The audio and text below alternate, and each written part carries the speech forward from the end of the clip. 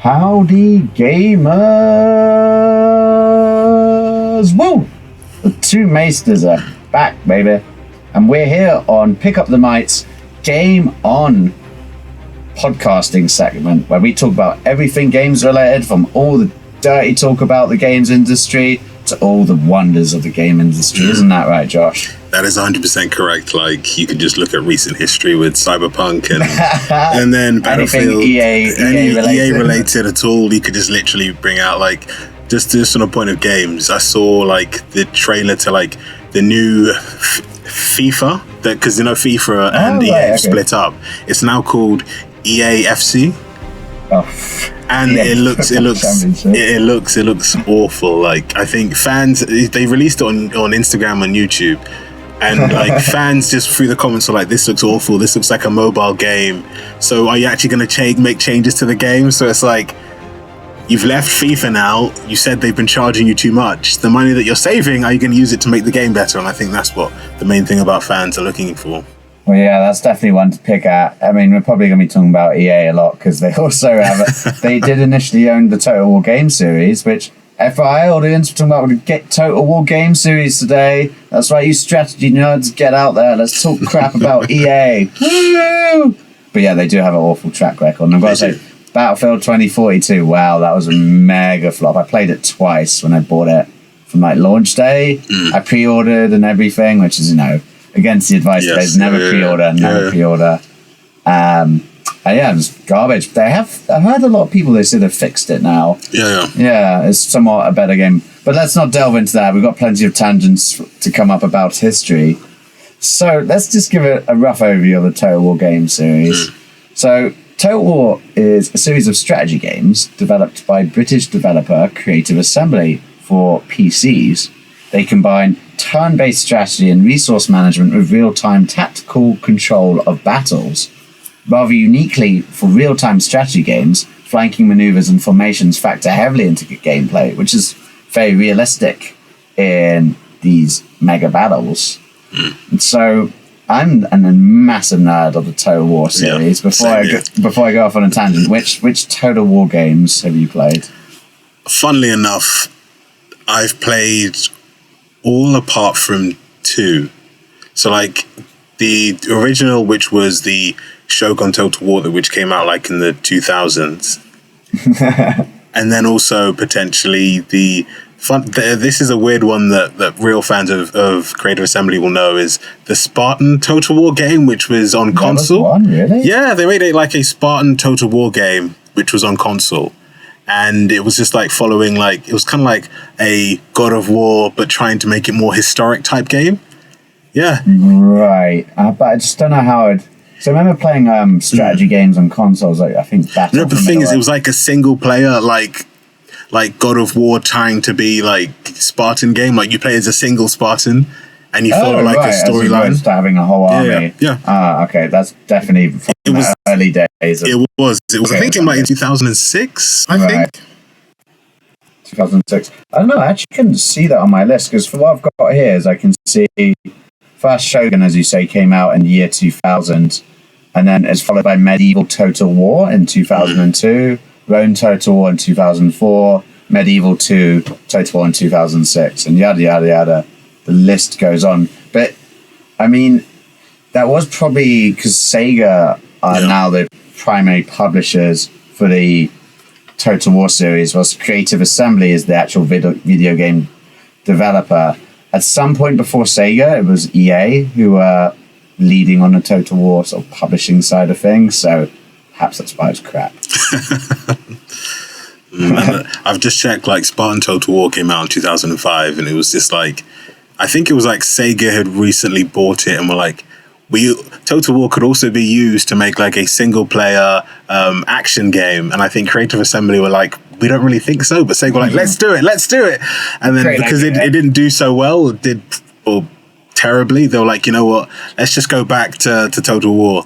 And I think for me, like, just looking at the whole series, I think the first one I played was way back in maybe 2002, when I played like Medieval, Total War, I went over to a friend's house.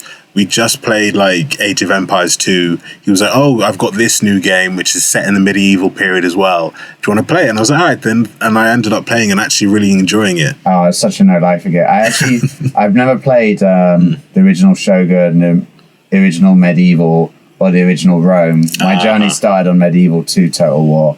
But, I mean, if the first Medieval is anything like Medieval 2, wow. Like, I just love that game, lost so many hours to it. Okay, so you played that. What else have you played from the series?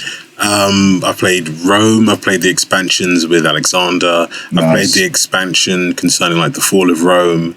I've also played like Medieval Total War 2, and I think that would be like Medieval Total War 2. I think that would be one of my favorites because like it kind of like it changed the game a bit. Because I had played like Medieval, I think just the way that the battles were, the way that you could use a lot more, you could do a lot more stuff concerning like the battles. You also had a lot more different factions that you could play as. You could also, I think, the Pope element in it as well. Yeah, that's and also dealing a crusade. Yeah, and then dealing with like the Inquisition and the Inquisitors, making sure that your generals had enough piety so they wouldn't be burned at the stake. And I think like also the end part of the game when you actually get to travel to the Americas as well, I think is a really thing that I'd liked about the game. And also the expansions that they did. Like one was focused on the Crusades, one was focused on like... Yeah, the exploration of South America. So I never played that one, but that's quite far ahead of the... I mean, when is the medieval period? So they start from 1066 up until... So the tutorial's like shows you like William the Conqueror defeating Harold Godwinson and then becoming king. That was a tough day for us. Okay. And then it goes off into like the 1450s, 1460s, and then kind of like linking to like Columbus going to the Americas, and that's when technically the game ends. Okay, that makes sense because it does say here the medieval period was a historical era in Europe that lasted from the late 5th century to the late 15th century, and I guess when did Columbus get to Europe? Not Europe, so 14 something. Yeah, it was just before 1460 or 1470. Yeah. So that makes a lot of sense. It's just in time. Wow, and funny thing is he's looking for India. Great job, Columbus. You went the wrong way. Yeah. It is fascinating. I never played the rest of the expansion packs, but I know there was one about the Teutonic Order, crusading through Eastern Europe, like Lithuania and stuff. And that was a really good one. One that was also my favorite was the one that looked at like England, and it looked at England during the period of like Scotland's fight for independence. So you had like William Wallace was there. Yeah. They also had, I think, each faction, which was really clever, was like would have like a hero. So then, like, if you play as Scotland, after a while, William Wallace would then appear and be like a hero with buff stats and would able to lead you to victory. Nice. They may take our homes, but they'll never take our freedom. And then, that's like, so cool. And like with England, they had, I think it was Edward II, because he had gone to the Crusades. Then he comes back, and then comes back as like this huge character. And it was like one of the first, like, one of the things I did like about it was that it also showed like that kings as well, because the issue I had with Medieval Total War 2 is that kings would just look exactly the same as generals. Ooh. But then when the actual models? Yeah, the actual models of the actual characters, the actual units. And this was the first medieval Total War. Oh, no. In the actual Medieval Total War 2, you would have... So, you know when you've got like an army led by a king, and he's patrolling around Europe or the Middle East, he would look like a general. What, on the map? On the map, yeah. Okay. But then in one thing they did, which is really nice for the expansions, was that the king would look different. So if it's a king you're in your army, he would actually have the crown. And I think that was actually really nice. And even like going into battle with the different expansion packs, you would actually see like the king dressed differently from everybody else, either having like a crown on top of his armor, or with the ones linking towards like the South American expansion, you would literally have like, I think it was Montezuma, having him like full on Aztec headdress. You would fully going into war like that, and that was actually kind of like, I really enjoyed it because it was like having something unique for that distinct character. Oh, that's cool. That's the best bit about these games, really, because you learn a lot from history and you see how people dress, the costumes of the time, the armor of the time, the way people killed each other of the time, most importantly. Is for me, these games are like living history. Like I think what made me fall in love with history was actually playing these games. Just like, because not just looking at all the battles and fighting them and the armies, but actually looking at, there's always the, I was going to say lore, but like, you know, you can look at the unit description and it actually gives you a real life description of what they were like. And from that, you can learn so much, I think. Like, especially Medieval 2, which was a period of time I wasn't too familiar with, other than just the Crusades and the French fighting the English constantly back and forth. And I think another thing that I did like about it was that they would also tell you like key things in history. Like I remember like in the events, the Mongol invasion, then you'd also have like, paper discovered in Europe on this so date, or for example, like ships being able to, like the fact that you can't go to the Americas in Total War 2, the original full game, until a discovery of like a certain ship being built. And it's like that happens like really, really, really, really late into the game. So when you've got the expansion pack, you can actually no. Even before the expansion. Right. So they give you if you play all the way almost to the end, they basically say, there's been a discovery that a new type of ship that can then explore further. Right. Okay. So then you can then go in the original game to the Americas.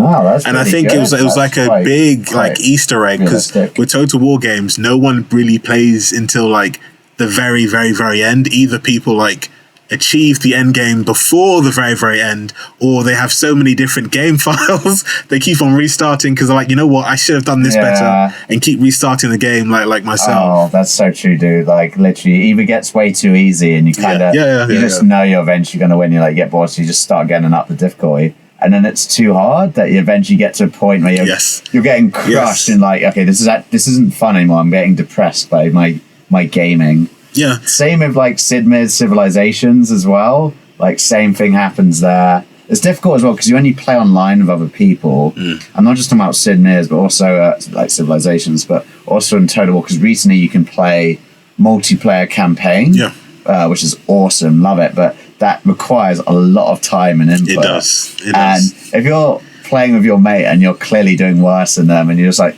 I don't really want to play anymore. Can we start a new one? It's just there's no winning. Like it constantly, like whenever I'm winning, my mate's like, nah, I don't want to play anymore. Whenever I'm losing, I'm like, nah, I don't want to play anymore. So we just never finish. There's so many unfinished things.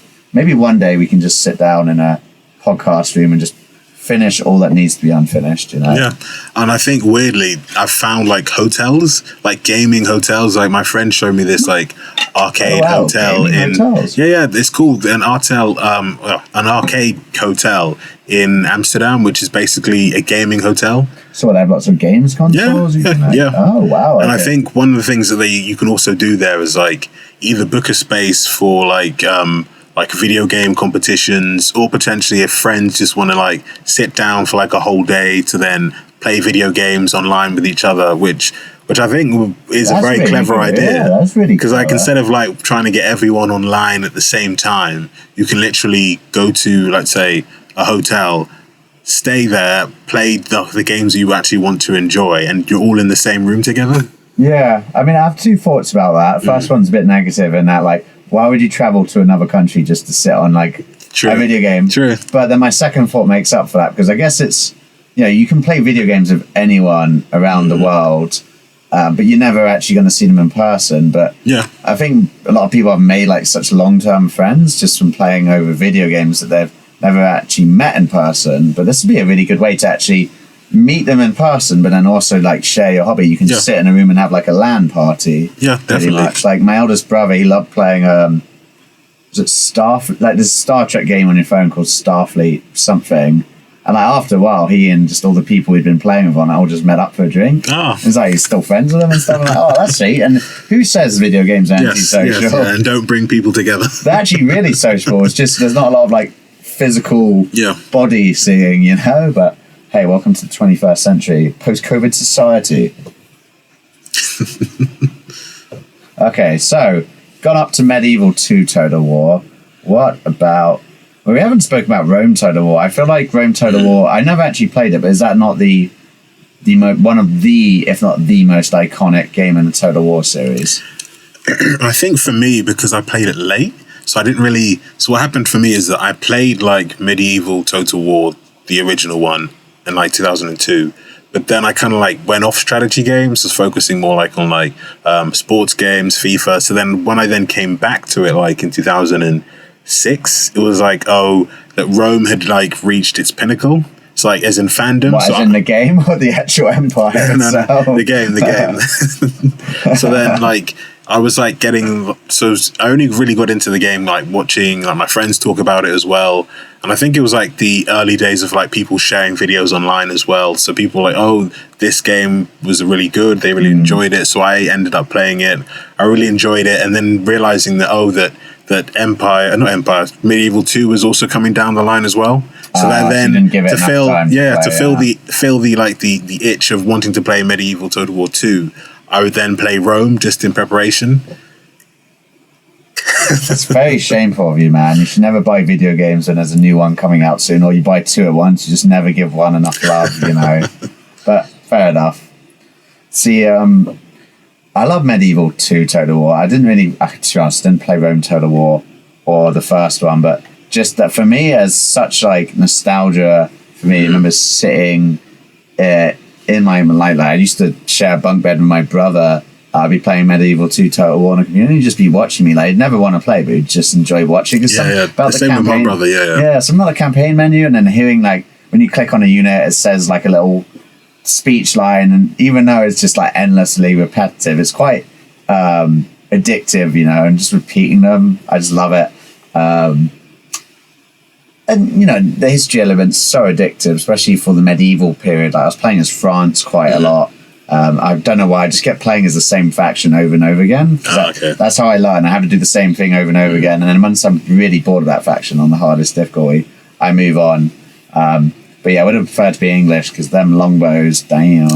Like myself, I started off with like playing as England, then wanted to try like Scotland. So at least like, can I develop myself in an area secluded from everybody else? Yeah, that'd be an interesting. And then so what I did was I took York before the English could take it, because at the time, because of the weird thing with like Medieval Total War 2, for those who haven't played it, is that you've got like a lot of rebel factions, and those rebel factions are actually used to take the place of like other factions that actually should have been there. Okay, right. So like you've got develop it more. So like you've got like rebel factions everywhere. You've got them in I think Valencia in Spain. You've got them in York within England. You've got multiple ones in France and all over Europe, and also in the Middle East and North Africa. So what I would do is like rush down, take York. Then instead of like invading England, I'd always marry, because one other aspect of the game was like you would have a prince and princess.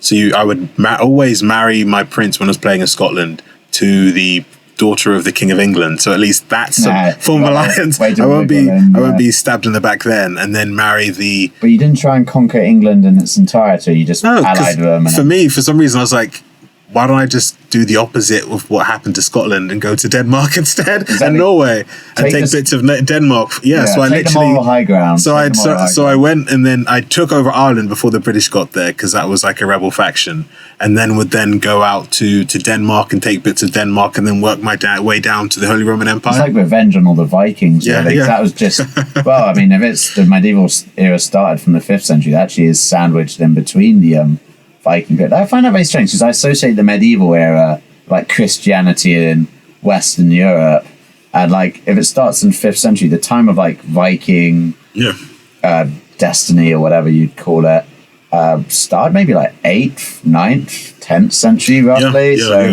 Interesting to say that medieval period basically when the Roman Empire was still there. Really, was it still? Remnants. The bit Byzantine one anyway. Interesting. Yeah, and funny enough, like the Byzantine Empire didn't end until like the 1400s, when they lost Constantinople, which then became Istanbul, to the Ottomans. So literally, they lasted an extra 1,000 years, I think. And it was just they went on for time, and then the Holy Roman Empire. In everyone's trying to like steal the name of like Rome. Then you've got like the Tsardom of Russia. Like, we're also heirs to the Roman Empire with having czars. And then you also had Kaisers in Germany. Like, everyone wanted to jump on that whole Caesar Roman Empire type vibe. I know, just get some originality, Europe. Bloody hell. It's like when they just name places in other parts of the world after a city in their own country. Here's a fun fact about the Byzantine Empire. If you go to the Hagia Sophia, I think it's pronounced Hagia Sophia in Istanbul, the famous postcard. It's like, it used to be it was a mosque, now it's a museum, but before mosque it was a church or chapel, I'm not sure. During the Byzantine Empire it was a palace possibly, maybe it was a church. But if you go down to the basement, like a certain floor in there, you can actually see Norse, like old Viking Norse inscription on the wall, and it translates to like Halfdan was his. Halfdan was like a name from that time, just literally saying was here. Yeah, and I was actually reading up, this is like to feed the history part of the episode, that the Norse Christians or Norse Vikings would then go to serve within like the Emperor of Byzantium's royal guard. And I think like that would be amazing. Like, imagine if that, I haven't watched like the later seasons of Vikings, but that would be amazing. Like, if that was another turn, like they were like, you know what, one of like the descendants of Ragnar converted to Christianity is now in the King's Guard of the Byzantine Empire. That would be an amazing TV series. I know, and it's crazy because you see where Scandinavia, like thinking of present day Norway, Sweden, Denmark is on the map. How far those people went in a time when, as you said, a lot of Western Europe wait until the invention of a proper boat that could sail in deep water to get to the Americas, etc. Whilst the Vikings just like, we kind of got a boat, we can do it. They the first Europeans to discover North America, like Newfoundland in, I can't remember what part of the USA it's in. But then also they found traces of Vikings in Baghdad as well. I'm not surprised. Yeah, mental. Yeah, because I think one of the things that historians have told us is that we have this poor conception of like history and time, that we think that only travel between like so far, like between Baghdad and London, only happened recently. And I think it's like we always just dumb down history and thinking, no one really traveled until the 1800s. But then you're like, no. You read stories of like knight errants from Europe going all the way to China to join up within, like, to speak to the Khan, one of the descendants of Genghis Khan. Marco Polo is another version. Like, even historians have said that there was potential trade between the Roman Empire and also the Chinese Empire as well. Yeah. And that even there was potentially could have been trade. So people were going back and forth from like the Alexander Empire and the Chinese Empire as well, because they're saying like the borders weren't as far.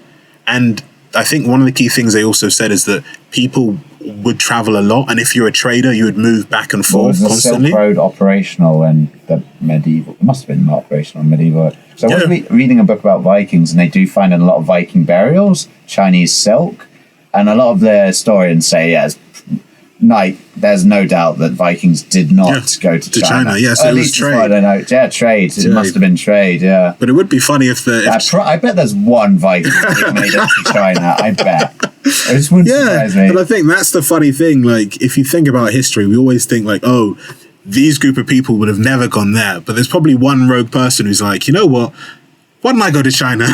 Mate, that always is. Like, for example, I can't remember his name, but the first ever African samurai was, I can't remember his name, but there's a statue of him in Japan. I've heard the story. Yeah, I think he was free. I think he was, I don't know, somehow escaped slavery whilst he was in Japan, and basically just was taken in by Japanese and made a samurai. And this was in 1500s, 1600s? Yeah, because I think he was taken as a slave, then sold to Jesuit priests who then went to Japan. Right. And then I think, like, there's a really, really important film that people might like, which is based on history by Martin Scorsese. It's that Silence movie. It's like a film. I forgot what his name. The guy who plays Kylo Ren's in it. What's his name again? Adam Driver. Adam Driver. He's in it, and it's like it's a time period of when like the Westerners were kicked out of Japan.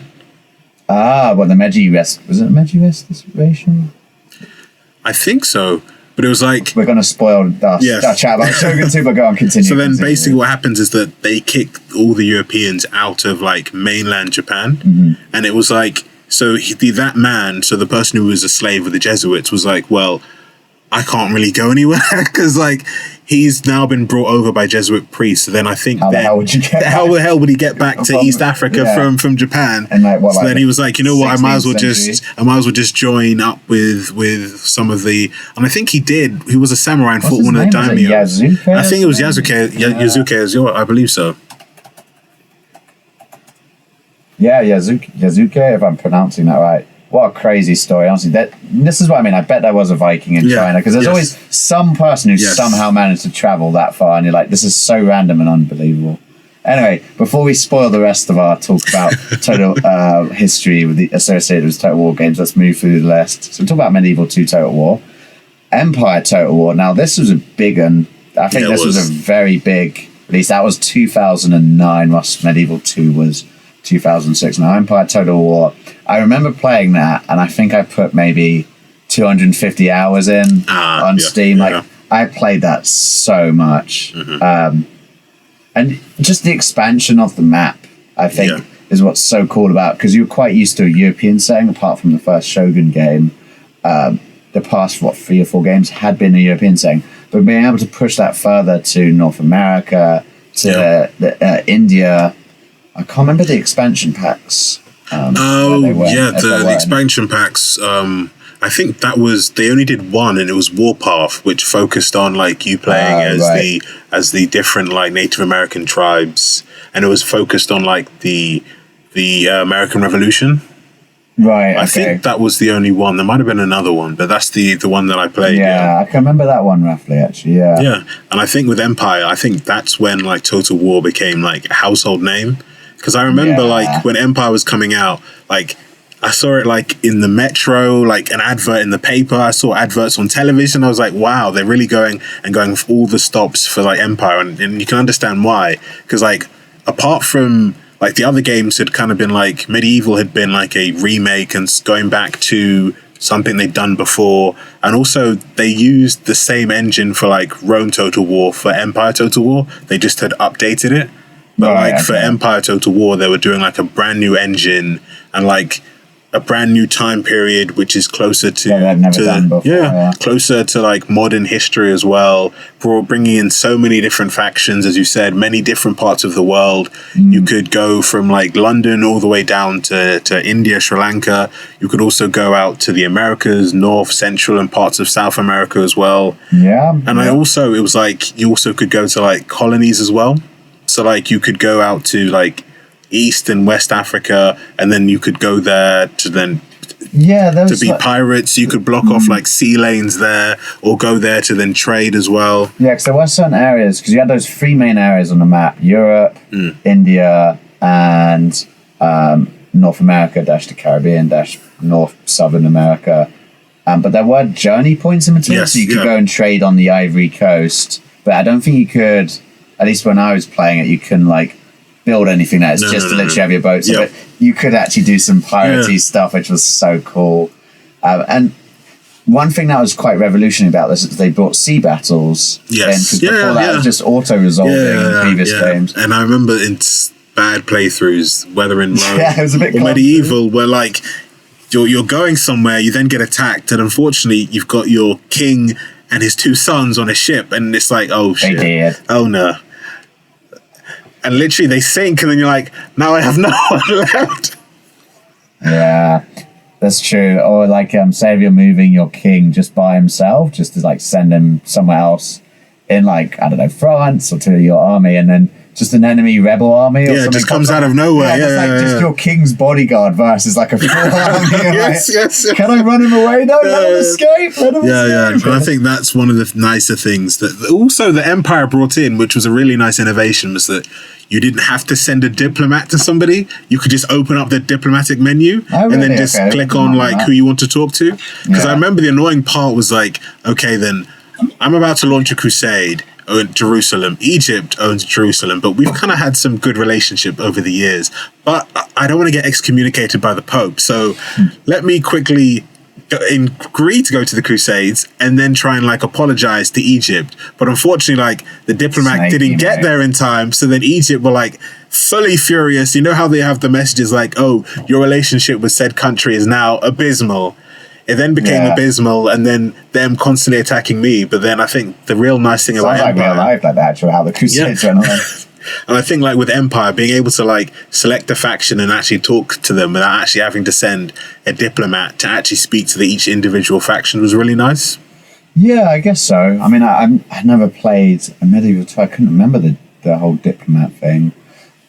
But it does make I suppose, that element a lot easier. Although, again, in that time, you'd have to, you would send diplomats and they would take a while getting there. I guess in the medieval era, it takes so damn, and Roman era, it takes literally how would they stop a war from happening if they're like, messenger, go give this word, we want peace, we will give them whatever they want. And it must take 6 months for them to get to the enemy position. I think they'd kind of factor that in. So they'd be like, all right, then think ahead. Yeah. And I think armies would basically okay, then we don't want to attack until the messenger gets back, because then we could have then declared war on someone and have no protection from our king or from the Senate, because we've attacked without any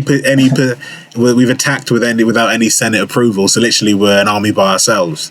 But you do think about it, Total War always, one of the things I do like about it has made me think more about history and communication. How long would it take an army of 20,000 to move, and how much food would they take up? How many resources would they take up? Yeah, because that was a good function. I don't know what game they introduced this in, but it's certainly in Empire Total War is the attrition function. Yes. So if you're traveling in winter, as seasons change, if you're traveling in winter, you'll lose men to just cold weather, like what happened with Napoleon in Russia and the Germans as well during World War II. I do like the realism of that.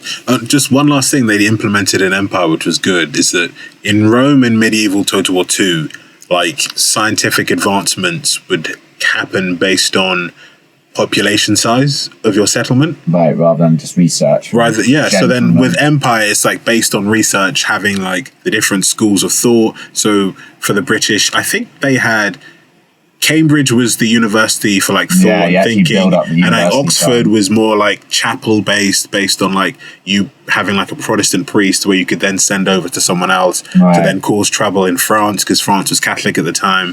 So then I think that was really nice, because then you would then have an issue that then I want my settlement to grow, but I also want my army to grow. So then you're I'm taking away from my settlement by then getting more people into my army to then get the advancements. Right. Or then if you had loads and loads of if you're a huge empire and you had loads of population, you would then advance faster because you had more people in your settlements. So the more people in your settlements, the more they would have to be upgraded, the more advancement you would have. But then if you're a smaller nation with not a lot of people, or Venice. Yeah. It would take you a lot longer to get then innovations to come through. Ah, fair enough. Yeah, I guess it's more realistic in the Total War way of doing things. And what would you say was your favourite empire to play as? I think, funnily enough, my favourite is twofold. So Can't say British. It wasn't British. It was the Prussians. Yeah, I love playing as the Prussians, actually. They were cool. And I also like playing as the Russians, just because they were the only absolute monarchy.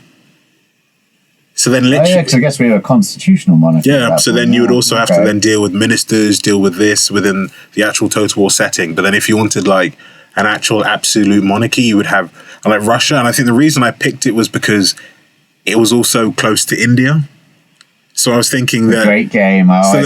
So literally I wouldn't have to then travel through the Mediterranean or go through so many people's lands asking for can I have access to move my troops for 5 turns and pay you X amount? No, with Russia, because I'm literally on the border, just take small bits of land from these small factions and then invade India that way, instead of actually having to then go all the way around the Mediterranean and travel so far. Nice, good move. That's probably smarter than risking all your boats and ships and the armies you put on those ships, say if you're playing as Britain. I always thought people would choose Russia to play as an Empire Total War and Napoleon Total War just cheating, because they by far have the largest territory, even though it only amounts to actually 4 or 5 regions in a game. It's not subdivided as much as it should be. But yeah, you're pretty safe because there's nothing, at least in the Total War map that I remember, there's nothing to the top right, it's just Russia, so your border's there. Yeah, that's another reason why, like, if I was playing on a hard setting, I would pick Russia, just because you've got the Ottoman Empire that you have to deal with. You've also got the European powers, whether it be Sweden or Poland, Lithuania. And then most of the times, Poland and Lithuania would fight with Prussia or potentially fight with Austria. So then they would mind their own business. The only issue I would have would be with like Sweden, if they would invade, and the Ottoman Empire. So I'd always try and like ally to the Ottomans and like try and just give them gold until I've got enough army to then invade and take bits of the Ottoman Empire. That's funny. It's very. I was going to say everything there sounded very historical. Clashing of the Polish-Lithuanian Commonwealth, Austria, Sweden, but then allying with the Ottoman Empire. That's very historical. It's great when it actually works out, or when you do something weird like France allies with England to take on like the rest of the world, which would make perfect sense, to be honest. I've got to admit, my favorite one was playing as Prussia. Prussia was great. Something about their starting position was really fun because it's less naval based. So you don't have to waste your money. Well, I say waste your money on a navy, and you just dominate. If you do well, you dominate like the European continent. Yes, you do. So you don't have to worry about sending troops over to like North America and stuff like that. That's one of the issues I always had with the British playthrough, is that they're spread pretty thin. Like in Europe, they don't have like a major presence. Their major presence was within like the 13 colonies, which is a minor faction, which is allied, which is subordinate to the British. And like, if you don't appease them, they'll then end up leaving. I know the revolution element. We haven't even spoken about. That's one of the things I really did love. Like, each major faction had like a revolutionary element, and it's actually funny enough that it's very historically accurate. That in Europe, especially. It happened, I think, later in other countries in Europe, but then you would have, like, I was just reading recently, like, Prussia had their own form of it, where there was, like, more of, like, a liberal movement within Europe, which would then be like, okay, then from absolute monarchies, we need to have a more of a type, like, constitutional monarchy. Yeah. We need to have a declaration of, like, if not independence, but, like a code of conduct for citizens. Constitution, that's it, yeah. I know certainly for sure in 1848 that was a really big deal. Like even in Prussia, that's when you first saw the German tricolor, like was it yellow, red and black? Yeah. Before that it was just the Prussian flag. But there was possibly stuff before that. I mean, in France there was just constant, like following the one big revolution in the 1700s, there were just tons that took place, like the Paris Commune, 1848, there was something else as well. Yeah, and I think the weird thing for me is reading up on French history is the amount of times that they would get rid of a monarchy and then they'd bring it back because they realised nothing would work, then get rid of it and then brought it back. The fact that they had a Napoleon III, and I was even finding out from my friends who are Mexican, like I was like, so Cinco de Mayo, that's not American independence. They said, no, that's when the Mexicans defeated the French, who wanted to have like their own form of like colony within within South America, because they had been kicked out of North America by the British, who'd taken over all of Canada. And then they wanted to have some form of territory within South America because they saw how prosperous the Spanish had been when they had their colonies there. Yeah. So they tried to then invade Mexico. And I think Napoleon, the Emperor of France at the time, had some kind of like Spanish heritage as well. So it was like, oh, I'm reconquering Mexico for Spain and for France.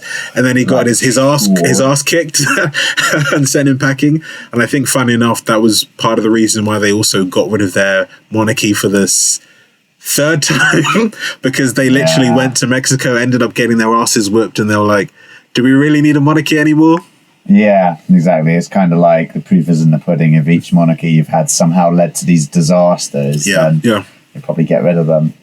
Yeah, great game. And I love it how, you could deliberately trigger a revolution if you just raised all your taxes. Yeah. And it's very curious to see what happened if, you had a revolution in Great Britain, like what the flag looked like. It looked so weird, the flag. It was like, I can't really describe it to you, but I was like, God, what a weird alternative reality. What if we got rid of our monarchy in Britain? It's almost like we did, but then they came back. I think the Commonwealth of Cromwell was too much for people. Yeah, too soon, yeah. So Napoleon Total War, that was 2010, which funny enough was only a year after Empire Total War, which is interesting. That was, I think, a more refined version of Empire Total War, because there were a lot of teething issues with Empire Total War when it first came out. Like, oh my god, some of the glitches was so funny. Like boarding actions with ships. Yeah. Sometimes just the model itself, like when they're boarding, would just glitch and just start like flying around and like cause all texture issues. Or like you see crewmen on the rigging just jumping across. Yes. Like the other ship is like gone, like the model is malfunctioned. So just jumping into the sea. And it's like, hey, you're going the wrong way.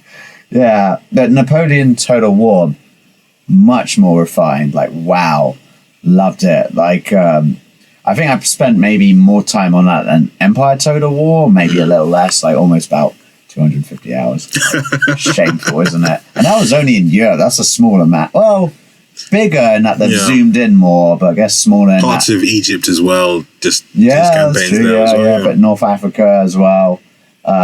Very fun to like reenact some famous battles and also have some more unique units, because I felt like in Empire Total War, unless you play as like a empire from a different culture, so like the Maratha Confederacy or the Mughal Empire, units were pretty much the same in like the European countries, apart from like the Ottoman Empire. They had some different units, but not very many unique units. Maybe like a special like guard unit or something. Which is true. Yeah. But in Napoleon Total War, tons of like special units. The only thing I thought that was a bit samey about Napoleon Total War was whenever I played the campaign, unless you really tried, you'd always just be fighting against France endlessly. And it makes you realize how the hell did France manage to fight so many wars in that space of time against so many enemies? Like the war of the first coalition, second coalition, the third, fourth. Yeah. They all just failed. Literally like Austria, Prussia, Great Britain, Russia, all teaming up against France, and France still won. And I think so many battles. One of the things that someone did like an aggregate statistic and said that from like Alexander the Great, Subutai under Genghis Khan, Julius Caesar, Hannibal of Barca, throughout all the greatest generals of all time, they said like Napoleon is the greatest military leader of all time.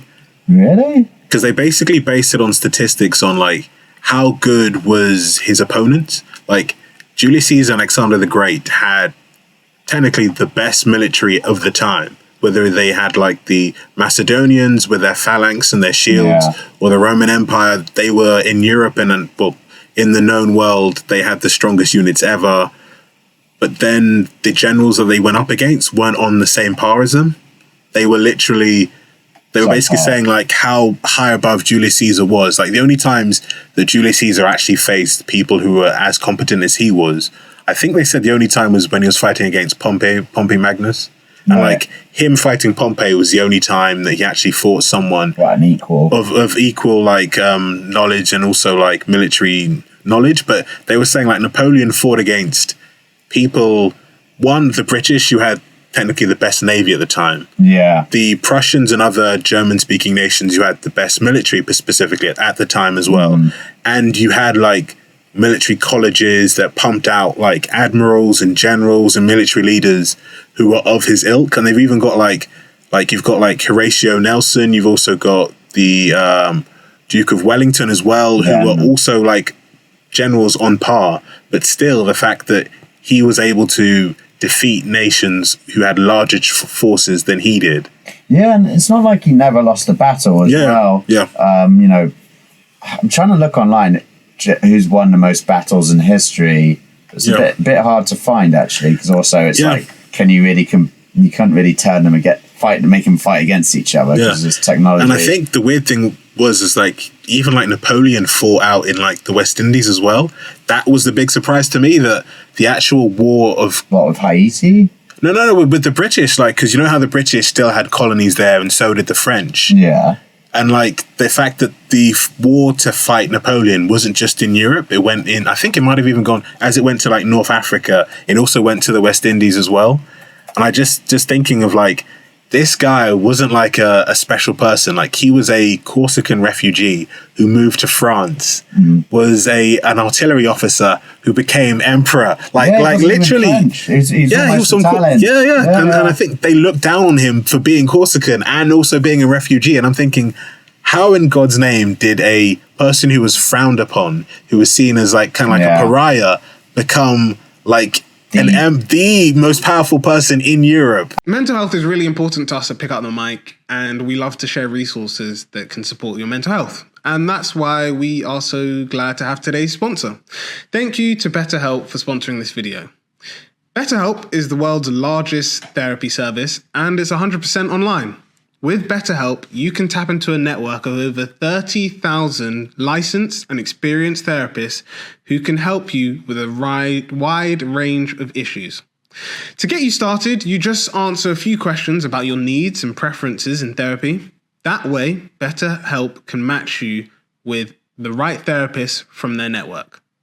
Then you can talk to your therapist however you feel comfortable, whether it's via text, chat, phone, or video call. You can message your therapist at any time and schedule live appointments when it's convenient for you. If your therapist isn't right for any reason, you can switch to a new therapist at no additional charge. With BetterHelp, you get the same professionalism and quality you expect from in-office therapy, but with a therapist who is custom-picked for you, more scheduling flexibility, and at an affordable price. Get 10% off your first month at betterhelp.com/pickupthemic. I've also linked them down below in the description. So again, that's betterhelp.com/pickupthemic, MIC, and start your journey today. And like the basically the icon of France for like many years, even after the Napoleonic era, is still held in fame. And is I think he's a cousin, Napoleon III. The whole idea of, this is the post-French Revolution as well. Like, the idea of having an absolute monarch should be ridiculous to them, but then they get Napoleon, the emperor of the French, and then all this stuff happens. He leaves, he gets exiled, but then he comes back. Then the Battle of Waterloo, and then he loses. And then he actually properly gets exiled on St. Helena. Then the French squabble for a bit. Sometimes the monarchy comes back, sometimes don't. But then eventually Napoleon III, and this whole idea of him starting a dynasty of like royalty, I just find so ironic, because the French literally decapitated their monarchy and said no more monarchs, we're a republic. And I was just watching a video, and it was just like everything was like mayhem during that whole time period. Like, you also had, I think it was called the Church of the, I think Church of Absolution, I think it was called. Right. And it was basically, it was like before like communism had come in, we're going to forget about religion and we're going to have our own form of church. But then they actually started like worshipping like the leaders. So the main, we would probably call him now a prime minister of France. Yeah. They started worshipping him. And so then the power started to get to his head. So then you would have, with the guillotine, like the people who initiated the guillotine would then get killed. So it was an endless cycle of, that person's corrupt, we must kill him, he must die, and then he must die. And the fact that the inventor of the guillotine was actually guillotined. Like you find a sword, you don't get a sword, mate. Oh, that's so poetic. And like the fact that my sister was telling me that Madame Two Swords was actually created to like document all those who'd been guillotined. Is that that's when it was first initiated. So then they would be like, okay, then we've cut so many heads off. Let's try and count who did we actually kill? Like, let's have a record of them. And like, let's have them in wax. So therefore we can say this person was executed on X day. Fine, and take your family to go see them. God, what a weird time. It's funny because in the Berlin Madame Two Swords, I think Hitler was there for a little bit, but someone came and decapitated him. So that's ironic you tell me that, considering how Madame Two Swords started with the guillotining. Yeah, it's fascinating. He's such a great figure in history, Napoleon, because he's seen as such a radical that basically just took on all of Europe and somehow managed to like come out on top at various points, but then eventually it just got crushed. They basically said the sad thing was that he just got outnumbered. Well, yeah, the going into Russia as well, just stretching your supply lines too far away, and he had the big thorn in his side, like literally just across the channel, Great Britain, I reckon if he took out Great Britain first, maybe things would have been different. Possibly. I don't know. I mean, if you're made enemies of everyone in Europe, like, it's just a matter of time before they all somehow get their comeuppance on you.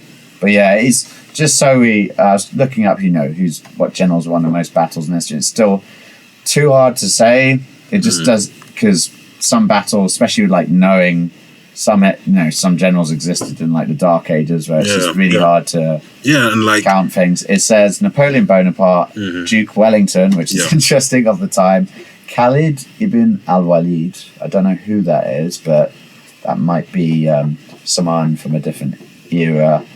Julius Caesar and Alexander the Great.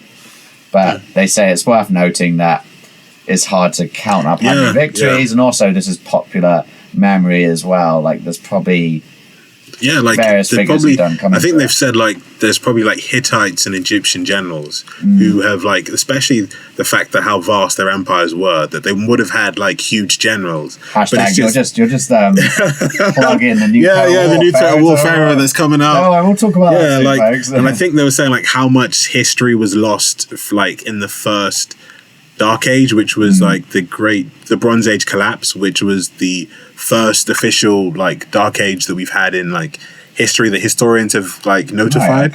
But then people have asked, like historians have said like, okay, if humans have been around for, I think they said maybe 50,000 or maybe 100,000 years, like historians have asked like how many Dark Ages could have there been?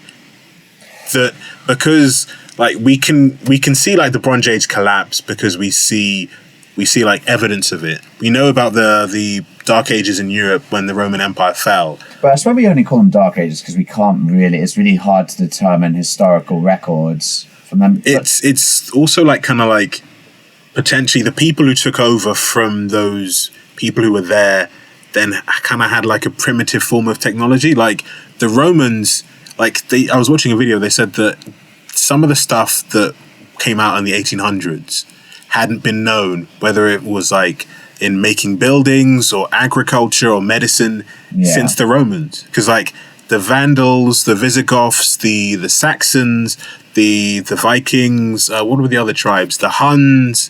I'm probably mistaking some other tribes that invaded that I've forgotten. The Alans as well. Alan! They didn't care about keeping up with the rest of like the Roman technology that they had taken from the Greeks.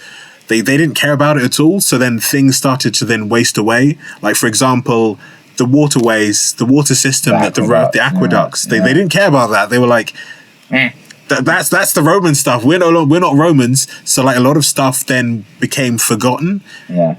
And like for like surgery that the Romans had been like forgotten, and like a lot of the stuff hadn't been relearned until like the starting of the 1800s into the end of the 1700s into the 1800s that people actually rediscovered this knowledge.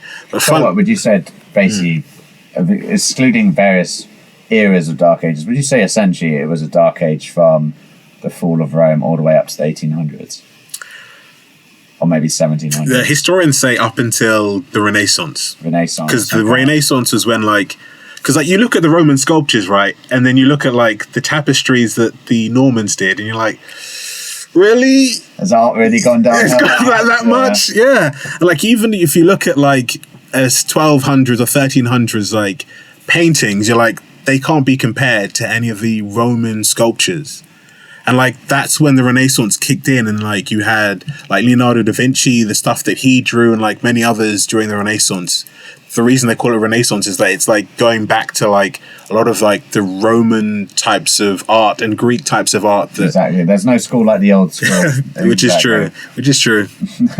Yeah, I suppose. Okay, so I'll keep that in mind. I'm always wondering like, so I've heard of Dark Age, there's a Dark Age, but then there's Dark Ages, like various phases. So interesting stuff to consider. Any last thoughts on Napoleon Total War? I would say it's a game that I do need to play more, because like, I think for me, I was too stuck on like Empire Total War, and was like, okay, then I'll play Napoleon later on. But then the next game came out, and I was just like, oh, well, if Napoleon's so similar to Empire, maybe I should play the one Shogun 2, because that's simply different in another place.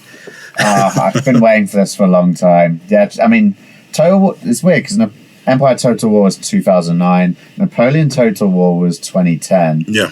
Total War Shogun 2 was 2011. So that was like boom, boom, boom, boom, one after the other. That's quite intense. But I guess because you could argue Total War Shogun 2, some of the mechanics build on what's already there. Yeah. Like musket troops, well, you've already got the mechanics from the Empire and Napoleon Total Wars. And then the melee mechanics, well, you've already got that from Medieval 2. And to some extent, Empire and Napoleon as well, because you had like some melee units and that. But wow, Total War Shogun 2, what a game. Like, I'm just going to...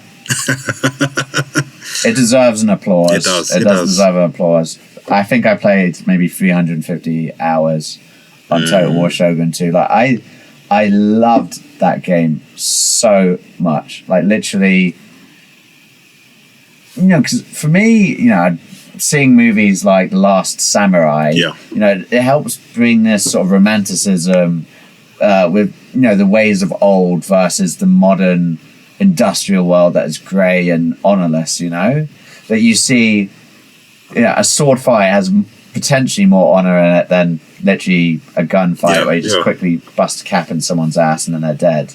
While a sword fight, you've got to proper slice them up and it's gnarly, but also there's honour to it. Like, you had knights around it in Europe, you had samurai in Japan, and the whole story of one of the elements of Shogun 2 Total War I love was, you know, traditionalist versus modernist elements. So should you go for a traditionalist army or should you go for a modernist one? And if you, the more you made your culture, your clan, more modern, more people get pissed off, revolts start, and also religion has a big element.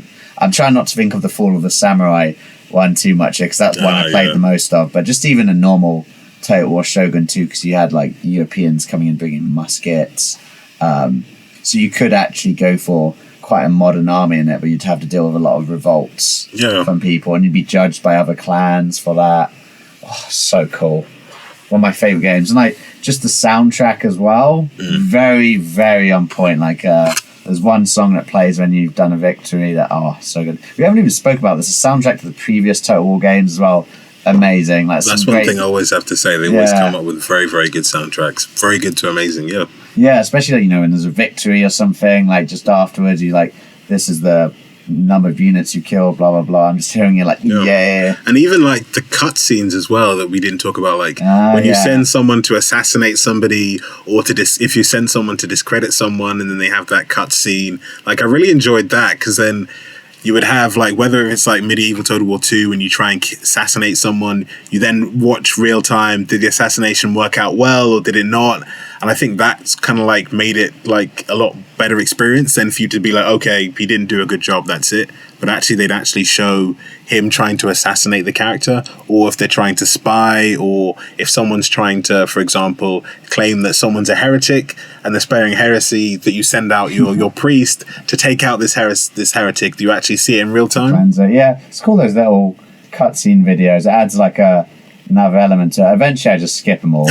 But I do remember the ones in Total War Shogun 2, like sending a geisha to assassinate someone. There's some funny ones with that. And, you know, the agents are so important. Like, thinking in Total War Shogun 2, you always had like a ninja agent who's just basically your assassin, or he could sabotage walls. The geisha, who's like using for like diplomatic purposes, or also assassination. I can't remember the others, though. I mean, obviously generals. I can't remember what the other agents were in Total War Shogun 2. And no, let's divide up, because you had the Rise of the Samurai, which is, to be honest, a bit of a lackluster expansion pack, just set before the Sengoku Gojudai period, which is like that big period of feudal civil war, which is the basis for the main game of Total War Shogun 2.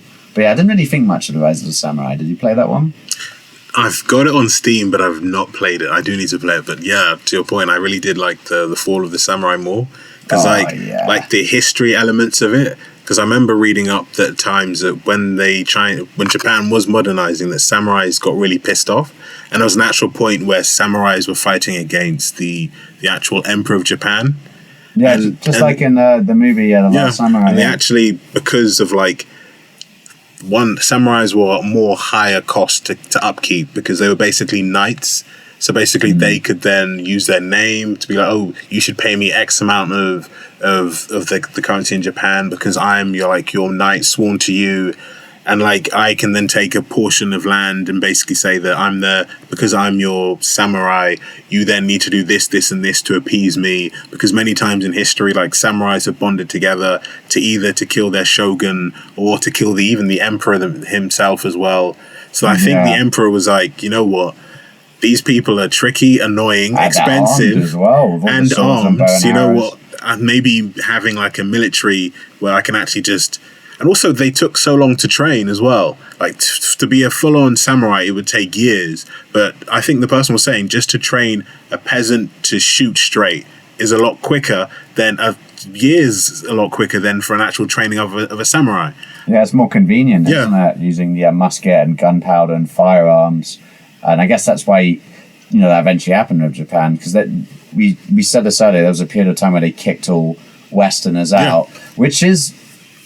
And maybe I'm thinking of the Meiji Restoration era, but they did allow, I think, Dutch people or Portuguese only to trade in one I think, Portuguese. But you are right, everyone else was like kicked out, no Westerners allowed. I think that was with the period of Shogun 2 Total War, the Sengoku Gojudai, I'm probably not pronouncing that right, up until the Meiji Restoration, which happened in the 1800s, which is when the fall of the samurai happens. Yeah. But yeah, it's cool that you don't see them much in these games. You do see in Total War Shogun 2 black ships, which always had the Portuguese flag in it. They never actually say who it is, they just say black ships. And like, God, if you manage to somehow mob one of all the Japanese wooden ships that just get obliterated by it, if you somehow manage to get one, they're great. They just mark everything. And I love the naval warfare in Shogun 2, but also Fall of the Samurai as well. Fall of the Samurai, cool, because you get ironclads, your own cannons, and just watching them just shred apart. It's just beautiful. Also horrible as well. Did you play more of a traditionalist or more of a modernist element in the Fall of Samurai? More of a traditionalist, I bet you would. I kind of cheated. I just used the best of both worlds, like samurai units, katana kachi, and then just tons of rifles. Makes perfect sense. Like, soften them up with some bullets and then just charge in with come to bits, Yeah, I mean, it's kind of cheating, but I was like, well, I don't care. My own diagonal. Very cool game. Very, very cool. Okay, let's see what else we've got. So, Total War Rome 2. That game. So, I'm going to go ahead with my thoughts on this one. Really psyched to play it because this was 2013, so actually it'd been 2 years since Total War Shogun 2 came out. I was so psyched to play this. I was like, they're remaking I never played the first Total War, but I was very aware it's a classic. Graphics look great. The detail they're putting into maps, oh my. Even in Shogun 2 the detail's good, but this was next level. Seeing like Carthage and Rome and just all like the stuff in the background. It was total flop. Flop. It was. And the thing is like, it was one of the biggest hype games they've ever done. Because I remember they did like this huge trailer because fans were like, "Oh, what's happening next? Are we going to have medieval Total War 3? Are they going to do Empire 2? Are they going to do a game about China potentially, because they just did a game about, they've done 2 games on Japan, and people are thinking, are they going to do something in the more modern era, like maybe the Victorian era into the potential beginning of the 1900s? And I remember like fans constantly asking this question. And like when they released the trailer, fans were like, "Oh my days, we're going back to Rome!" Like all the memories of like playing Rome Total War 2, and even for myself, I was like, "Yeah, this is going to be amazing." Like the information they kept on saying, like you can pay so many different factions. And look at the character animation; you can see their faces moving and stuff. Yeah, and I think and then to your point, like how messed up the game was when it came out. So it was just so bad. Yeah, and like even like they were really wanted to show the character animations, like when you zoom in, it just like looked awful. Like literally, people look like fishes going. Yeah.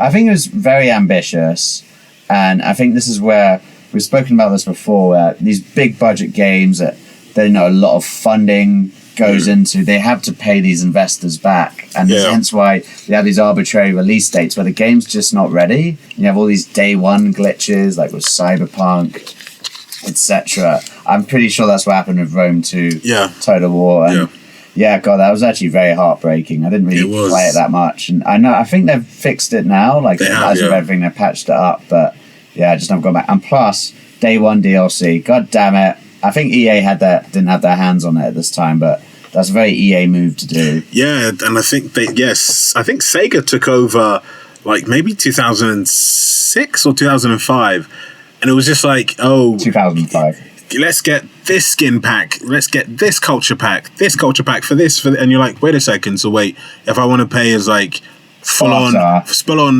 Sparta or any of like the Hellenic nations, or have like a Germanic or Gaul or Britain, not British Celtic theme, or if I want to have like maybe Nubians or people of Kush as well, you need to get this pack to fully embrace the culture. And I'm like, but couldn't you have just put it in the game?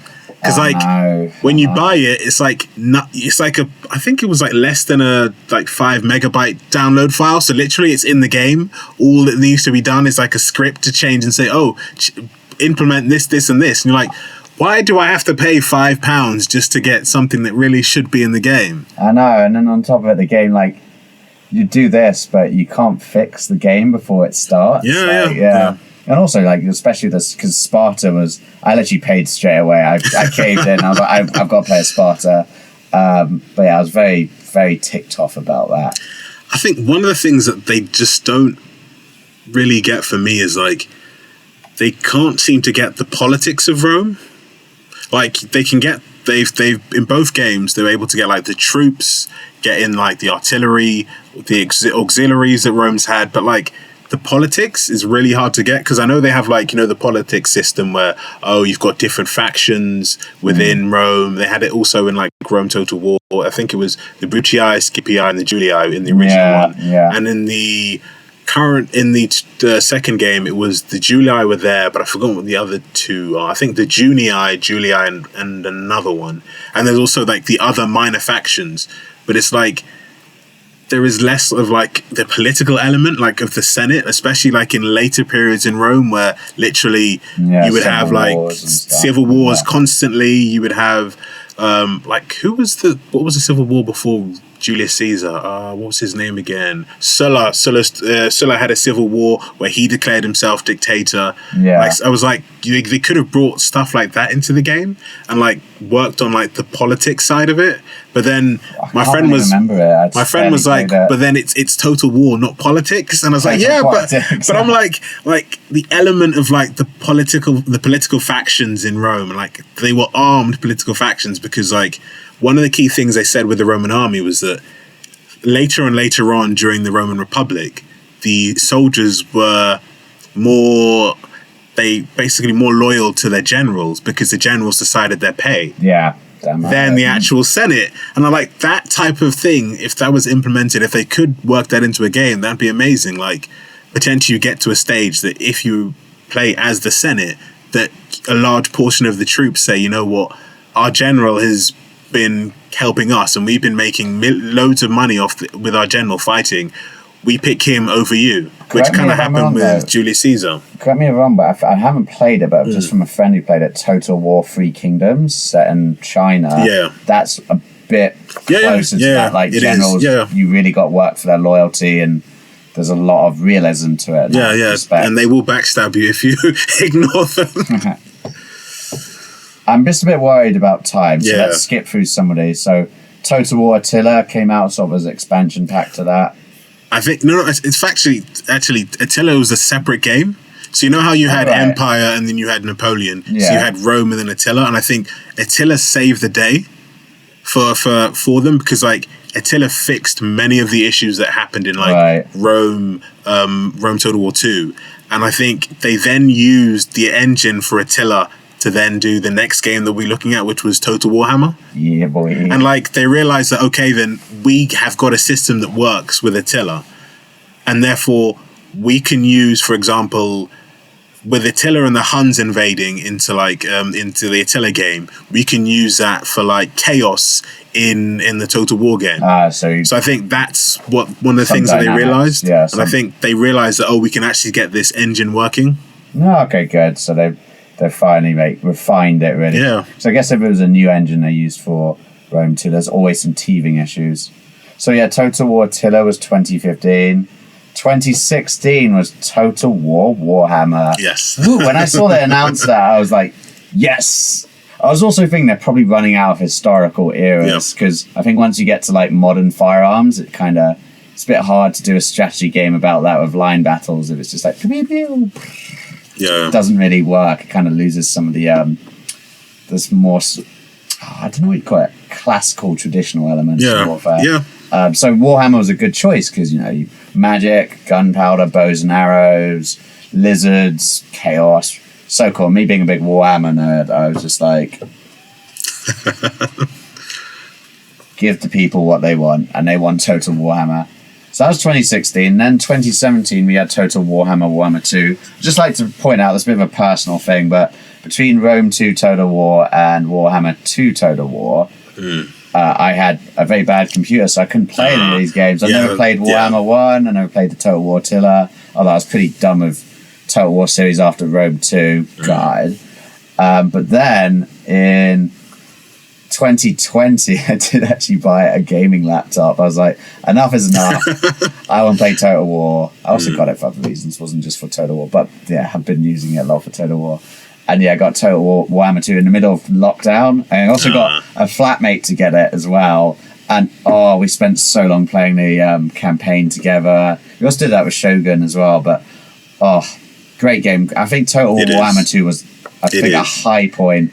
Like Medieval 2 Total War, I would say it was a high point for the series. Like, wow. Just quickly, what faction did you play as the most in Total Warhammer 2? The Dark Elves. I think I just wanted to, like, in the first Total Warhammer, I played as the Empire. Yeah, the Empire's cool. I like their location, all the different factions around them. And I also like the politics around the fact that you need to try and like appease the different elector counts as well. Yeah. And then you also have like the vampire counts as well, who always like to meddle in and mess everything up when you try and fix it. There's meddling vampires. But I was like, I want to play as like an evil character. So I was like, you know what? I actually found, I forgot what the guy's name is, but I actually found Malekith. Yes, I found his story pretty interesting. So I was like, you know what? I'll play as the Dark Elves. Yeah, it seemed pretty cool. I did play as the normal elves at first. Well, this is when I got Warhammer 2. But then, basically, if you bought Warhammer 1, you can basically import all the factions on there, which is so cool because previous Total War games, it's like Napoleon and Empire Total War, it doesn't expand the world within that. You can't use them simultaneously, but loved it how they've been doing that in the Warhammer series, because otherwise I would never have been able to play the Empire faction in the Warhammer 2 universe against potentially Warhammer 2 factions as well. So cool. Because I remember I got the first Warhammer from like a White Dwarf. If you bought a copy, they gave out a lot of Warhammer games, and one of them was Total War Warhammer. And I was like, yeah, and Vermintide 2 as well. But so glad I got that, because playing as the Empire, I think, are my favourite, just because of all the, as you say, the mechanics of the elector counts, the vampires near you, the orcs near you. You're kind of like fighting on all fronts, but. Yeah, just the line battle and having the muskets as well. Yeah, and also later on when you get the tanks as well. And the griffins as well, I think, is one of my favourites. Yeah. And like the storyline of like Karl Franz getting like the Helden hammer and like being able to see him wield it in battle, flying a griffin, like just going spam on like tons of orcs and sending them flying. Yeah, I did like it because, Total War had been known up until that point as being a realistic game. It's grounded in reality, and you're not going to be fighting against monsters, but taking it to the Warhammer stage was great because they brought in that fantasy element. This is why they need to do a Total Game of Thrones. This is why they do the Total War. Why has there not been one? Funnily enough, when they were like, we're going to go to fantasy setting, I was like, please let it be Game of Thrones or Lord of the Rings. Game of Thrones, Lord of the Rings. Then like Warhammer, I was like, I don't really know about Warhammer, but it does look really interesting, and that got me into like the whole Warhammer series, like fantasy, and also learning about like 40k as well as 30k it's all as well. Gateway drugs. It's all gateway drugs. And I think the thing is that people for Attila, they actually made a mod for Game of Thrones. Really? And like the last time I remember it was like they did the Battle of the Two Bastards. Right. So and they basically were able to like, they brought in the Targaryen army, they brought in the Jon Snow and his army, they brought in the Boltons, but then it was hard to like really make it a proper game because there were no like dragons. But I was thinking like it would be amazing if they did that for a game. And like one of the games that, so like people don't really count this as like in the main list of like Total Warhammer games. They have like Thrones of Britannia, which is like the Saga expansion, and then you've also got like Saga Troy as well. Yeah, I've played bits of Troy, but I just can't really get into it. Didn't have a mythological, like you could play as a Colossus. No, but like at first it was like, no, this is going to be full history, no mythology. Then it was like, you know what, we're going to have an expansion that you have to pay for that's kind of mythology, and then we're going to have another expansion you have to pay for again, which is full mythology. So fans were like, why didn't you just do full mythology from the beginning? But like, no, we wanted it to make it like kind of accurate to the Bronze Age, and people were like, yeah, but it's Troy. Never have I heard of more crap in my life, honestly. Ka-ching money making. And like, I did like Thrones of Britannia because Thrones of Britannia is cool because I'm a Viking nerd. Yeah, and I think the thing I did like about it was that the historical element of it. Like one of the things I did find out was that the actual Britons who were Celtic Roman, like the only ones that were left were based in Wales because all others had been pushed all the way into Wales by the Saxons. Right. And I think the key thing that I really liked about, because I played as like some of the Welsh factions, is that they saw themselves as like the saviors of Britain. Yeah, because like, the OGs. And they were like that the Saxons are foreign invaders as well as the Vikings. So we need to cleanse Britannia to bring back our British roots, which is kind of funny that how now that's fully changed, that the Anglo-Saxon and Normans have now taken on the whole Roman Britannia type-esque. Yeah. No, and playing Total War Saga Thrones of Britannia made me realise how much land the Vikings actually managed to seize in the UK. At one point, I think it was Canute the Great, but actually conquered. Yeah, it was King of England. Yeah, briefly conquered all the English kings and stuff. Yeah, so and this is a really cool thing that I found out, that Canute the Great married. So you had, I think it was Ethelred the Unready. I think it was, or it might be Edmund Ironside. So what he did was he married the previous Saxon king's wife. Damn. so literally, the Emma of Normandy, because that's who she was, and she is the great aunt of William the Conqueror. Right. So that's his claim to the English throne, is through his great aunt Emma of Normandy. She, funny enough, was like, both her husbands were kings, and both her children were kings. So Canute had a son, and unfortunately he died without an heir. So then the Saxon king became king, which was William the Confessor, and then he didn't have any kids. So then that's when he gave it to Harold Godwinson. Right. Okay. Yeah, and I think the funny thing about it is that at one point, like Emma of Normandy was one of the most powerful women in Europe, because like she had like control over her first son, who was like, because Canute was king of England, he was king of Norway, and I think parts of Denmark as well. Yeah, and that's a big deal. That's a big deal back and like then. That's what his son then took over. So then that's where like Harold Hardrada got his claim for the throne, because he's like, well, I'm a relative, or even a descendant of King Canute. So that's my stake to claim. I love it how they need to make this like. Yeah. I have this very very. yes. It's like if I'm honest, if you just had the biggest army and a really sharp axe, doesn't matter if you've got. Yeah, and I think that's one of the things, because I've been playing like Crusader Kings 3, that you need like I think it's called a casus belli, where you basically have to have a proper claim. Like you couldn't just invade someone and say, you know what, because I have a big army, I'll take this. But it's just like, so my great aunt was married to the King of England. So technically, and technically I have a kind of claim to England, and also William the Confessor said that I should be king. Like Harold Godwinson was like, well, I'm the most powerful Saxon left, so I should be king because we want a Saxon king, and these other two, even though they're related by marriage, they're not Saxons, so I should be king. Yeah, exactly. It's all just very complicated. In my opinion, you've just got the biggest army, you kill the most people, you win. That's de facto how people have made it into monarchies throughout Europe. Okay, so going through. So yeah, you did say Total War Saga, Thrones of Britannia. Great. The Viking era in Britain. And I think finding out from that I think that Ragnar Lothbrok was a real person. I think that was one of the key things that was surprising to me. And that also his children, like it's hot. So basically there's a tale of Ragnar Lothbrok, which historians aren't sure how much is history, how much is like made up story. But his children who then come and invade are a part of actual history. But then a question people are asking is, are they actually brothers, or are they actually just like people who saw themselves as brothers who then invaded? So you had like Bjorn, Ironside. You also had what's the guy, the crippled one? Boneless, Ivar the Boneless. Then you had Abba, who also invaded as well.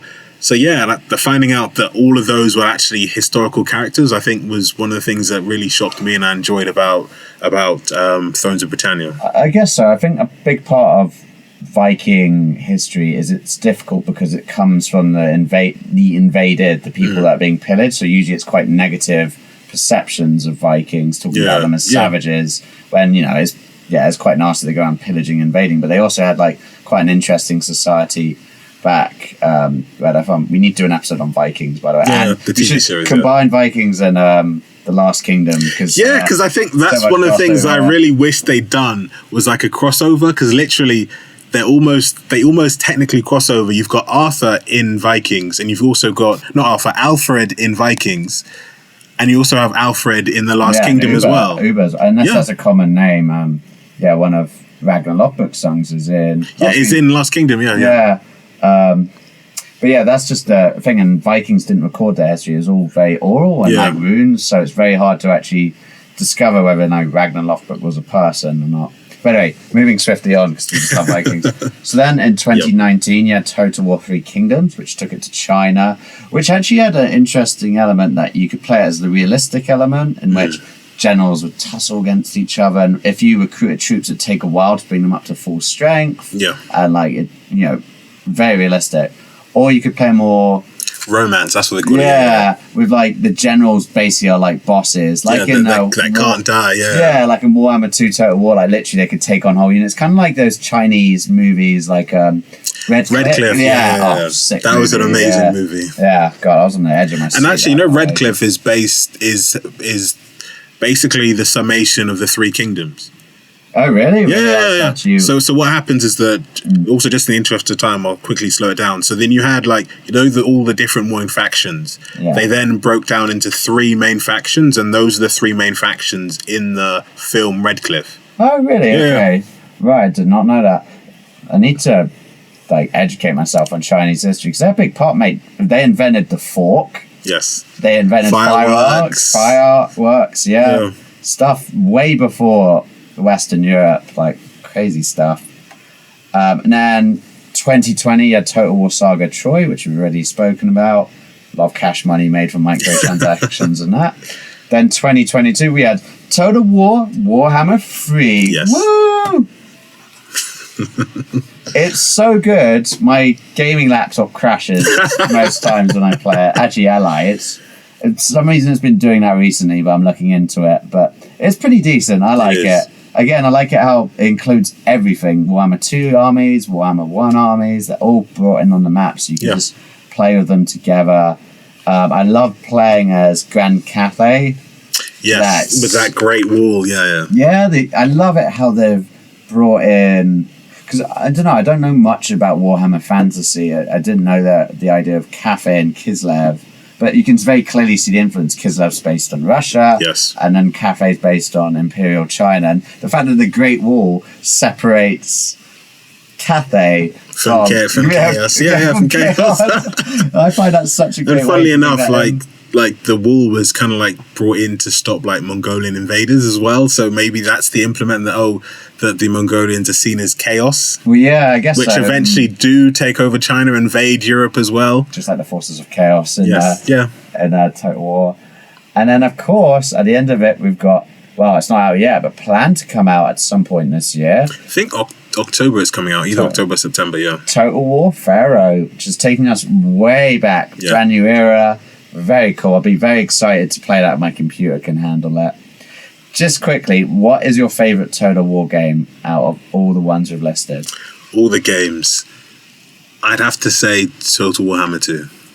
Warhammer 2, okay. I think one of the things that Creative Assembly have done is that they always pick what works from a previous game and then bring it into bring it to future games. And you really do see that in like Total Warhammer 2, because they take everything that didn't work in Rome 2, remove that, bring all the stuff from Attila that did work, they brought it into that. They learn a lot from the past. All the stuff that did work, like from like Empire, where you didn't have to then send out your diplomat, you can then just speak to individual factions and actually see them talk to each other.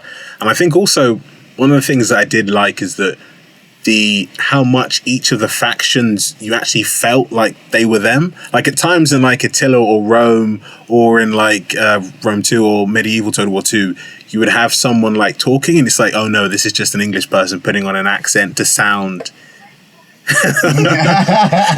German, or to sound like he's from Kiev, or sound like he's from Italy. It's not actually Italian, but it's felt like with the Total Warhammer 2, especially with the more factions they had, that they actually in depth looked at the factions and were like, you know what, we need to make this sound like a troll. We need to make this person sound like an orc. This person sound what a high elf would be. The voice acting was great for it. And you see like the actual distinction between each of the different factions as well. And that's such a key part about Total War games, is just clicking on a faction and hearing them respond. Like the orcs. Yes. Oh, I love playing as the orcs in the Warhammer series. Like they're just so fun, and like so many of them die, but they just keep going. Like they're so hard to break if you get into war modes, and you just bring on more orcs. Like, great fun to play. I love it. I'd say probably my favourite one out of all of them, just because of nostalgia, has to be Total War Shogun 2. Oh, okay. I'd probably specifically Fall of the Samurai, just because I think that's such a watershed moment in history, because even though this is talking about just Japan, one part of the world, but just the clash between the traditional way of fighting, the honorable way of the sword, versus the convenient, non-traditional, somewhat less honorable way of the firearm and industry, like how the old world met the new world and how the new world won. I thought there's so much poeticism to that. Great game, honestly. So out of curiosity, what do you think Metacritic reviewed as the highest scoring game? It was 92 out of 100. I would say Total Warhammer 2. You're wrong. Which one? It was Rome Total War, the first one. Yeah, I should have gone with nostalgia. I should have gone, because I think that one was a major game changer, especially with the difference between that and medieval Total War. Because medieval Total War, the graphics weren't as good, and also I think like the actual gaming mechanics were kind of a lot less. But with actual Rome Total War, you actually would have like interactions with the Senate. The Senate would give you missions, and then you would also have to take like Senate approval. And you couldn't like be like, you know what, forget the Senate, I'm going to go out and be an emperor, because then if your Senate approval reduced to a stage, then the other factions would then be able to then gang up, the other Roman factions would gang up against you. And also the populace, you would lose the populace support as well. The people, never forget about the people. Okay, fair. I could see why that is rated better. What do you think number 2 was? Number 2, Empire 2. Not Empire, Medieval. Empire 2. I would love Empire 2. Medieval Total War 2. No, unfortunately not. That's actually number 5 at 88 out of 100. Wow. I mean, that seems kind of harsh, but this is comparing the best game series against each other. So number 2 was Empire Total War, 90 out of 100. Number 3 was Total War Shogun 2, 90 out of 100. Medieval 1 was number 4 at 88. Medieval 2 Total War was also at 88, but it's put as number 5 for some reason. First Shogun, number 6. Total Warhammer 3, 87 out of 100 at number 7 and less. Total Warhammer 2, also 87, 8 and less. They weren't very decisive, were they? Were not. Yeah. And then Fall of the Samurai comes in at 9 at 86 out of 100. Well, I don't agree with that, Boo. I'm shutting this podcast down. Screw you, Metacritic. You're wrong. So, unfortunately, that's all we've got time for. Just want to say big shout out to Creative Assembly and all the other Total War people out there, because I love this game and I will be playing Pharaoh for sure. Laptop willing, touch wood. Same here as well. Yeah, well, we should play against each other. I'd love to see your strategy.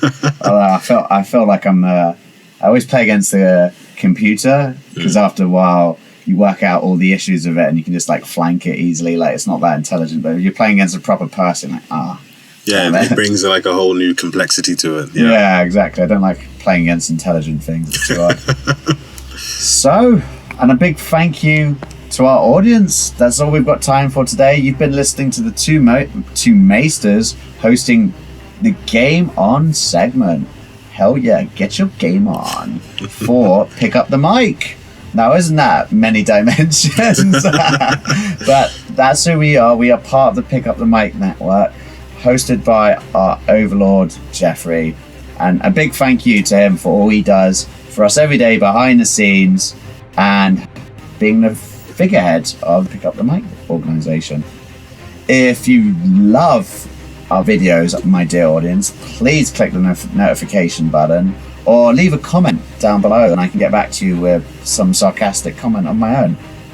If you really love us, then subscribe to our Patreon, please. That would be nice, but I can understand. Love doesn't have to be a material thing. It can be purely romantic.